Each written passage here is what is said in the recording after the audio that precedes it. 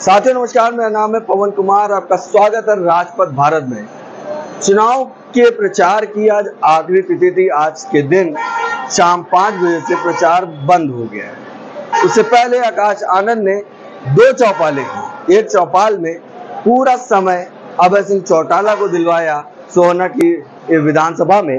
वहीं पर दूसरी विधानसभा पर आकाश आनंद ने क्या कुछ कहा आपको सुनाएंगे। और भाजपा और कांग्रेस पर लगे हाथ आज भी उन्होंने रगड़ दिया। और दूसरी बात, अभय सिंह चौटाला ने जो राजपथ पे पहले वीडियो पड़ चुका है, आपने नहीं देखा है तो लाइव वीडियो में जाकर देख सकते हैं। साफ साफ उन्होंने कहा हमारी सरकार बनेगी। तो बीते वक्त में जो सरकारें यहाँ पर रही और जमीनों के जो मामले हैं उन मामलों को अभय सिंह चौटाला खुलवाएंगे, क्योंकि बताया जा रहा है कि काफी संख्या में या ज्यादातर जो जमीनें हैं, जो सरकारी जमीनें हैं, वो कहीं ना कहीं नेताओं के झोली में गई है। ये बात अभय सिंह चौटाला ने इस वीडियो में कहा था। मगर इस चौपाल में आकाश आनंद ने क्या कुछ कहा हम आपको सुनाते हैं। जय भीम साथियों,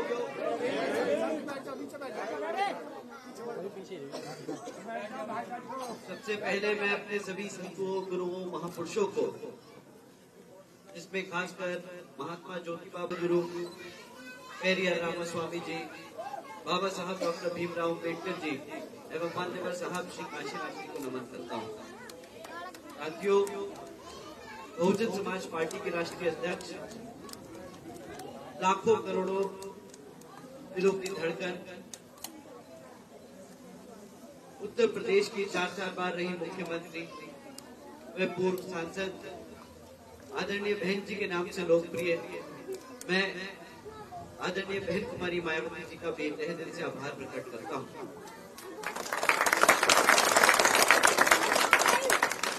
साथियों, आज प्रचार का आखिरी दिन है और इसके बाद मेरी और कोई मीटिंग लग नहीं पाएगी और ये आखिरी मौका है मेरे पास आप सबके बीच में आकर आदरणीय बहन कुमारी मायावती जी का मैसेज आप लोगों को मैं दे रहा हूँ। साथियों, आदरणीय बहन कुमारी मायावती जी पिछले कुछ दिनों से हरियाणा के बड़े बड़े जिलों में जाकर वहां पर मीटिंग के लिए उन्होंने बताया किस तरह कि यहाँ पर जो वर्तमान में भाजपा की सरकार रही और उससे पहले जिस तरीके से यहाँ पे 10 साल कांग्रेस ने राज किया, उसने हमारे समाज को किस तरह हमें दबाया, किस तरह हमें पिछड़ा बनाने की कोशिश करी, किस तरह हमारे समाज के बच्चों को रोकने का काम किया। साथियों, उनकी बात मैं आप लोगों के बीच में समक्ष में रखना चाहूंगा। जैसा आप जानते हैं कि अभी ऑनरेबल सुप्रीम कोर्ट ने एक जजमेंट पास करी थी, जिसके तहत उन्होंने राज्य की सरकारों को ये ताकत दी कि अब राज्य की सरकारें तय करेगी कि SC ST में जो जातियां हैं किसको आरक्षण मिले, किसको ना मिले। ये अपने हिसाब से अपने आरक्षण की सुविधा देने की ताकत रखती है। साथियों, इस पे आदरणीय बहन कुमारी मायावती जी ने सवाल उठाया है। उन्होंने कहा कि भाई जो राज्य की सरकारें हैं, अगर ये डिसाइड करेंगी, अगर इनके हाथ में ये ताकत आ जाएगी कि SC ST समाज में मतलब से किसी भी एक जाति से आरक्षण का लाभ छीन ले और किसी को भी दे दे, अपने राजनीतिक लाभ के लिए, आपस में लड़ाने के लिए, आपस में फूट डालने के लिए, हमारे SC समाज में फूट डालने के लिए, हमारे पिछड़े समाज में फूट डालने के लिए ये सरकारें अब उसका इस्तेमाल करें। जबकि बाबा साहब डॉक्टर भीमराव अम्बेडकर जी ने जब आरक्षण की सुविधा दी थी तो वो उन्होंने इस कदर की थी कि हमारे समाज में जो पिछड़ा समाज है उसको प्रतिनिधित्व मिले, उस सब सम्मान एक साथ आगे बढ़े, ना कि किसी एक को आगे बढ़ाया जाए, किसी एक को पीछे खींचा जाए। परंतु ये राज्य की सरकारों को जो ताकत मिली सुप्रीम कोर्ट से, ये सुप्रीम कोर्ट ने अपने आप से नहीं डिसीजन लिया। सुप्रीम कोर्ट के सामने राज्य की सरकारों के सभी वकील खड़े थे, उसमें भाजपा के लोग भी थे, कांग्रेस के लोग भी थे, आम आदमी पार्टी के भी लोग थे। इन्होंने सबने अपने वकील खड़े सुप्रीम कोर्ट के सामने और उन्होंने इसके समर्थन में सुप्रीम कोर्ट को जजमेंट देने को कहा। साथियों, भाजपा हो या कांग्रेस, दोनों ही पार्टियों ने हमारे आरक्षण के साथ खिलवाड़ करने की पूरी कोशिश की। उन्होंने ये पहला कदम ले लिया। आज वो राज्य की सरकार में है, भाजपा तो केंद्र में भी बैठी है। इन्होंने ये पहला कदम लिया है हमारे आरक्षण के साथ खिलवाड़ का। आज इन्होंने आरक्षण से छेड़खानी करी है, कल ये पूरे संविधान के साथ छेड़खानी करी है। और कांग्रेस तो बहुत मशहूर है, वो तो गांव गांव गली गली मोहल्ला मोहल्ला घूमकर लोकसभा में बड़े जोड़ के बोले थे कि भाई हमारे बहुजन समाज के सभी साथियों को चिंता करने की जरूरत नहीं, हम उनके आरक्षण के लिए लड़ेंगे, हम उनके संविधान को बचाएंगे। परंतु जब ये जजमेंट आया और आदरणीय भाई कांग्रेस से भी पूछा और भाजपा से भी पूछा कि तुम अपना स्टैंड क्लियर करो, तुम क्यों जनता के बीच में आके अपना स्टैंड नहीं क्लियर करते, तो उन्होंने क्या करा? कांग्रेस के नेता तो चुप्पी साधे बैठे रहे, बीजेपी के भी सभी नेता लोग सब शांति बनाए बैठे रहे। किसी ने भी एक बार भी इसके खिलाफ आकर समाज के बीच में रहकर नहीं बोला कि ये गलत डिसीजन है, इसका हमारे समाज पे बहुत गलत असर पड़ेगा। परंतु विपरीत उल्टा कांग्रेस के नेता राहुल गांधी जी यहाँ भारत में रहकर तो उनकी हिम्मत नहीं हुई ये सब बोलने की, बट विदेश जाके बोलते हैं कि भाई जिस दिन कांग्रेस का अच्छा समय आएगा उस दिन वो सबसे पहले संविधान में से आरक्षण खत्म करने का काम करेंगे। अब आप बताइए, ये लोग कांग्रेस वाले जो एक तरफा आपको बोलते रहे कि हम आपका वोट, आप हमें वोट दो, हम आपके आरक्षण, आप आपके संविधान को बचाएंगे, इनको पहला मौका मिला हमारे संविधान के लिए खड़ा होने के लिए, इन्होंने उसमें भी पलटी मार दी और बोल दिया सीधा कि हम आरक्षण खत्म कर देंगे।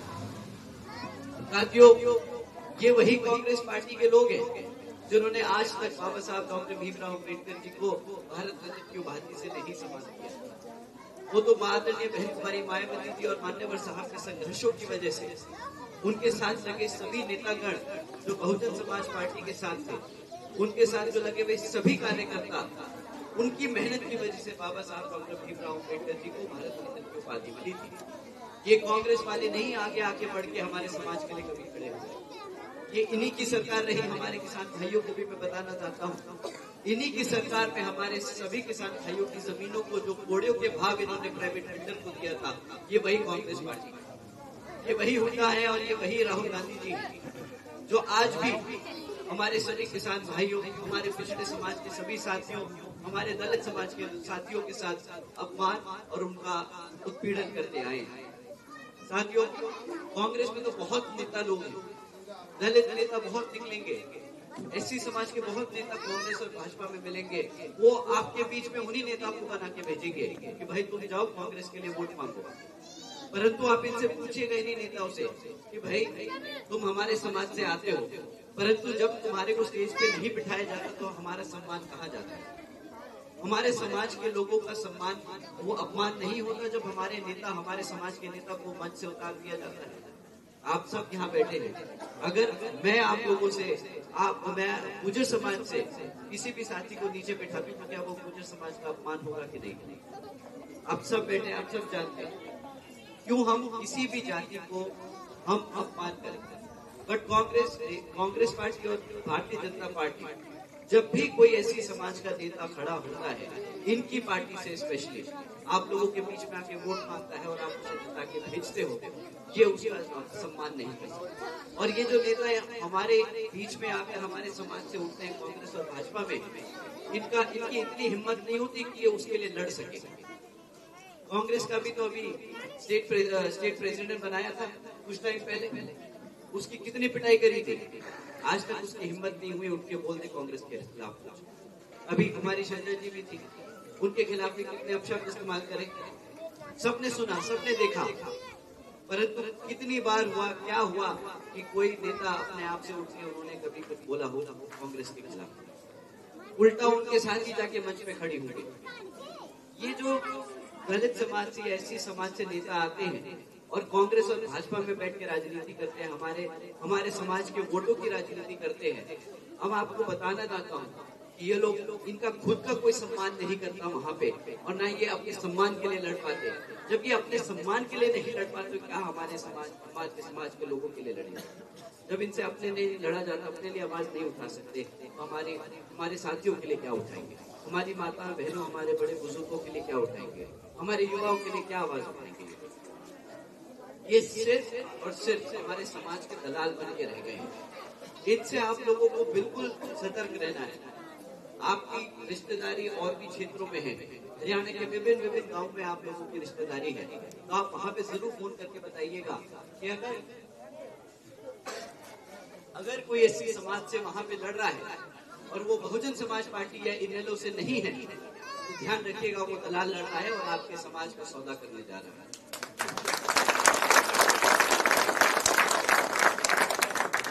इसी क्रम में साथियों, कांग्रेस पे और अगर मैं ज्यादा बोलूंगा तो उसकी तारीफ होने लगेगी, उसका प्रचार होने लगेगा। मैं आप लोगों को भाजपा के बारे में भी सतर्क करना चाहूंगा। भाजपा के लोग 10 साल से सत्ता में बैठे हरियाणा में, 10 साल हो गया उन्हें यहाँ पे राज करते हुए, परंतु आज भी जब हम गांव गांव घूमते हैं तो यहाँ पे स्कूल नहीं देखने को मिलते। हमारे छोटे छोटे बच्चे हैं, तब से इन्होंने पूरे हरियाणा में 5,000 से ज्यादा स्कूल बंद करे कि भाई सरकार के पास खजाने में अब पैसा नहीं बचा है, हम 3.5 लाख करोड़ के कर्जे में बैठे। अभी बात सही है कि 3.5 लाख करोड़ के कर्जे में हो हरियाणा प्रदेश भाजपा है, क्योंकि जब इनेलो का सरकार हुआ करता था, जब इनेलो की सरकार थी, तब तो वो बड़े चौड़ के बताते थे कि भाई हरियाणा के जो खजाने हैं वो हुआ करता था। जब इनेलो की सरकार थी, तब तो वो बड़े चौड़ के बताते थे कि भाई हरियाणा के जो खजाने हैं वो भरे हुए हैं। वो तो गांव गांव चौपाल चौपाल लगा लगा के अपने सिर्फ कुछ ही लोगों के हाथों में ये पैसा गया है, और सरकार का जनता का पैसा उठा उठा के इन्होंने प्राइवेटों के हाथों में देने का काम किया है। आज हमारे गाँव में स्कूल नहीं है, हमारे गाँव में चिकित्सालय नहीं है, हमारे विधानसभाओं में हॉस्पिटल तक नहीं है, जहाँ पे हमारा गरीब आदमी, हमारा गरीब सदस्य, समाज का सदस्य उन हॉस्पिटल में जाके मुफ्त में इलाज करा सकते। ये वही भारतीय जनता पार्टी है जिसने आप लोगों को ये आश्वासन दिया था कि यहाँ पे हम सालाना 2 करोड़ नौकरियां देंगे। आज क्यों उन नौकरियों के वादों पर हमारा 40% युवा बेरोजगार है? आप सब उनसे सवाल करिएगा, आप उनसे सोचिएगा, जो भी भारतीय जनता पार्टी को वोट करने की बात करता है उससे पूछिएगा कि भाई तुम्हारे लोगों ने तो बोला था कि यहाँ पे हम नौकरियां देंगे, क्यों मेरे घर का लड़का बेरोजगार है? हमारे सभी युवा साथी जो यहाँ मौजूद हैं, कितने हैं जिन्होंने सरकारी डिपार्टमेंट में नौकरियों के लिए अप्लाई किया? हाथ उठा के बताएं। कितने बच्चे हैं जिन्होंने सरकारी नौकरियों के लिए अप्लाई किया था?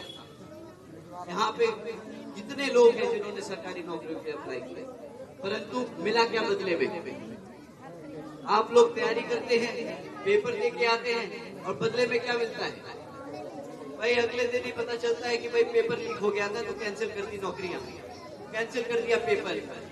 इन्हें बहाना मिल जाता है बताने का कि भाई हम नौकरी इसलिए नहीं दे सकते क्योंकि पेपर कैंसिल हो गया। हकीकत तो ये है कि ये लोग चाहते नहीं कि हमारे समाज के सदस्यों को रोजगार मिल जाए, हमारे बच्चे जो पढ़ लिख कर तैयार हुए उन्हें नौकरी मिल जाए, क्योंकि अगर वो नौकरी में लगेगा तो कमा भी लेगा, और कमाएगा तो हमारे माँ बापों का नाम रोशन करेगा, उनके घर में आके पैसा डालेगा, उनको किसी के सामने हाथ नहीं फैलाना पड़ेगा। और जब हमारा समाज पैसे से संपन्न होगा तो वो इनके सामने आगे कभी दलाली नहीं करेगा, इनके आगे कभी हाथ नहीं फैलाएगा। परंतु ये लोग चाहते हैं कि हमारा बच्चा कभी पढ़े ना, ये चाहते हैं कि हमारा बच्चा रोजगार में ना लग जाए, क्योंकि अगर ये रोजगार में लग गया तो पैसे से संपन्न, और पैसे से संपन्न तो उनकी गुलामी खत्म। ये चाहते हैं कि हमारे बच्चे अनपढ़ रह जाएं, ये चाहते हैं हमारे बच्चे बेरोजगार रह जाएं, क्योंकि जब आप लोग इनसे बोलेंगे कि रोजगार नहीं मिला, घर तो सबको तब भी चलाना पड़ेगा, तो घर चलाने के लिए बोलेंगे मुझसे में राशन ले लो, हमारे बच्चे लाइन लगा के इनके सामने हाथ फैलाते रह जाएंगे। ये चाहते हैं हमें गुलाम बनाना। परंतु अब आप लोगों को समझना होगा कि जिस तरीके से आदरणीय बहन कुमारी मायावती जी ने 5 साल शासन किया, 4 बार अपनी सत्ता में सरकार बनाई यूपी में, उन्होंने कभी भी हमारे समाज को, किसी भी पिछड़े समाज को, एससी समाज को, हमारे सभी अपर कास्ट के समाज के सभी गरीब भाई हैं, उनको कभी भी किसी के सामने हाथ फैलाने के लिए मजबूर नहीं। उन्होंने हमारे गरीब भाइयों को, पिछड़े समाज को, एससी समाज को नौकरियां देने का काम किया। उन्होंने कभी नहीं बोला कि मुफ्त में तुम्हें हम राशन देंगे, उन्होंने सीधा सीधा घर के सबके बच्चों को रोजगार देने का काम किया। वो अपने आप कमाएंगे, अपना घर चलाएंगे, कभी भी किसी के सामने हाथ नहीं फैलाएंगे। उसी तरह उन्होंने अपनी बच्चियों को तैयार करने का काम किया। उन्होंने गांव गांव में उन्होंने पूरे उत्तर प्रदेश में 5,500 से ज्यादा स्कूल खुलवाए थे। यहाँ पे इन्होंने उल्टा 5000 स्कूल बंद करे हैं, वहाँ आदरणीय बहन जी की सरकार में 5500 स्कूल खुले थे। इतना ही नहीं, उन्होंने तो वर्ल्ड क्लास यूनिवर्सिटी खुलवाई, 100 से अधिक ITI कॉलेजेस खुलवाए, इतनी शिक्षा के क्षेत्र में इतना काम किया कि वहाँ यूपी का हर एक बच्चा, गांव का बच्चा बच्चा आज पढ़ता पढ़ा लिखा बच्चा बन गया है। वहाँ पे कोई भी अनपढ़ बच्चा नहीं बैठा। उसी तरह यहाँ पर भी आपके गाँवों में स्कूल को दोबारा से बनाया जाएगा। आपके गाँवों में दोबारा से स्कूल में टीचरों की भर्ती होगी ताकि आपके बच्चे को कहीं दूर ना जाना पड़े, वो अपने गांव में रहकर पढ़ाई लिखाई करे। ये है इनेलो और बसपा का वादा, आपके बच्चे को पढ़ाने। इसी तरह आदरणीय बहन जी ने जैसे लाखों की संख्या में रोजगार दिया था, नौकरियां दी थी, उन्होंने कभी ये बहाना नहीं बताया कि भाई पेपर लीक हो गए या फिर हमारे पास पैसा नहीं है। उन्होंने पैसा बना के दिया, उन्होंने हमारे सभी बच्चों को रोजगार दिया। उसी तरह आपके बच्चों को भी रोजगार देने का काम करेंगे। ये जो 2 लाख सरकारी पद खाली पड़े हैं ना, सरकार में आज भी 2 लाख सरकारी पद जो खाली पड़े हैं गवर्नमेंट में, वो सारे के सारे पद भर दिए जाएंगे अगले 6 महीनों में और हमारा युवा सब रोजगार देंगे। इतना ही नहीं, हर डिपार्टमेंट में बैकलॉग पड़ा होगा, बैकलॉग की नौकरियां खाली पड़ी होगी, जो आरक्षित नौकरियां होती हैं सर्व समाज में से सभी पिछड़े समाज और SC समाज के साथियों के लिए, वो भी अगले 6 महीने में स्पेशल योजना चलाकर उन्हें भी भरा जाएगा ताकि सर्व समाज में से सबको रोजगार मिले। कोई समाज, कोई जाति पीछे नहीं रहे। इनेलो और बसपा की सरकार बनने पर सर्व समाज का उत्थान किया जाएगा, सर्व समाज को ध्यान में रखा जाएगा, हर किसी का ध्यान रखकर हर किसी के समाज के बच्चों को पढ़ा लिखा कर आगे बढ़ाने का काम किया जाएगा। मुफ्त में राशन नहीं देंगे, मुफ्त में कभी भी हमारे समाज को भीख मांगने पे मजबूर नहीं करेंगे। ये है आपको इनेलो और बसपा सरकार का। साथियों, कांग्रेस वाले लोग तो आपका बेवकूफ बनाते रहे, उन्होंने 10 साल खूब हमारा बेवकूफ बनाया, हमें झूठे आश्वासन दिए, पलट के हमारे समाज को बांटने का काम कर रहे हैं, हमारे समाज में से निकले हुए नेताओं को बेइज्जत करने का काम कर रहे हैं। दूसरी तरफ भारतीय जनता पार्टी के लोग सत्ता में रहकर हमारे लोगों को शोषण करते हैं। समय खत्म हो गया अब इनका। आप लोगों ने जिस संख्या में आज यहाँ चौपाल लगाई, जिस इतने कम समय में आप लोग सब इकट्ठा हुए हमारे सुंदर भडाना जी के लिए, हम सबको सुनने के लिए, उससे मुझे पूरा भरोसा होता है कि आप लोगों ने तो यहाँ से मन बना लिया कि अब आप लोगों किसी की गुलामी नहीं करेंगे, आप अपने बच्चों को पढ़ा लिखा कर अपने पैरों पर खड़ा करने के लिए तैयार हो गए हैं और यहाँ पर भारती के सामने वाला बटन दबाकर अपने सुंदर भडाना जी को बताया।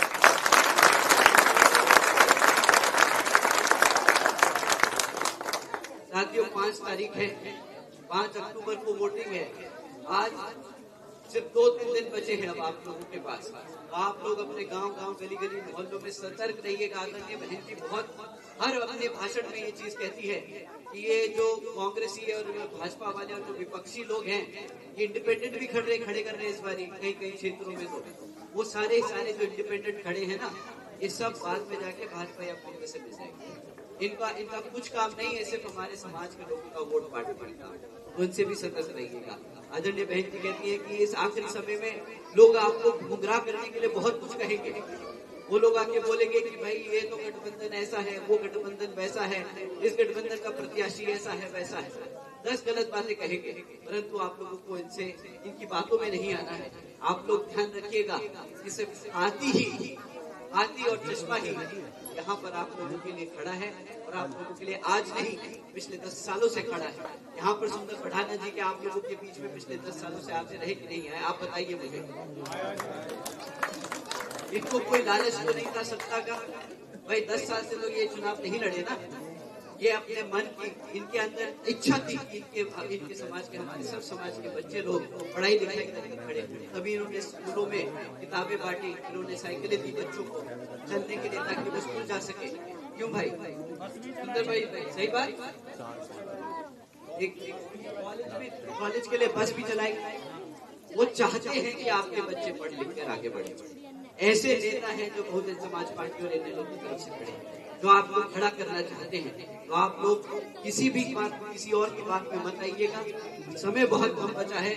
एक तरफा इस बारी हाटी को वोट बटन दबाकर सुंदर भटाना जी को आप चंडीगढ़ भेजने का काम कीजिएगा, क्योंकि जब सुंदर जी विधानसभा पहुंचेंगे तो वो आदरणीय बहन कुमारी मायावती जी और हमारे होने वाले मुख्यमंत्री चौधरी अभय सिंह चौटाला जी का हाथ मजबूत करने का काम करेंगे। यहाँ पर मौजूद सभी युवा साथी, हमारी सभी माताएं बहनें, हमारे सभी बड़े बुजुर्ग, आप सबने जो इतना आदर सम्मान दिया, आपने जो इतने प्यार मोहब्बत से हमें यहाँ पे बुलाया, आपने हमारी सबकी बात सुनी, आप सभी का मैं तहे दिल से धन्यवाद करता हूँ। और मैं आदरणीय बहन कुमारी मायावती जी को आप लोगों की ओर से एक बारी को वादा कर दूं कि यहाँ से सुंदर भटाना जी जीत रहे हैं। कर देना, बिल्कुल शोर कर दे।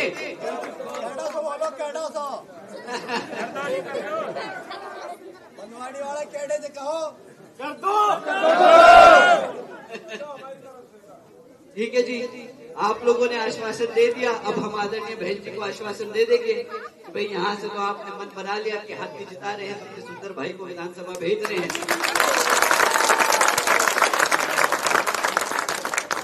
आप सबने इतना कीमती समय दिया, उसके लिए मैं आप सभी का धन्यवाद देता हूँ। जय भीम, जय भारत।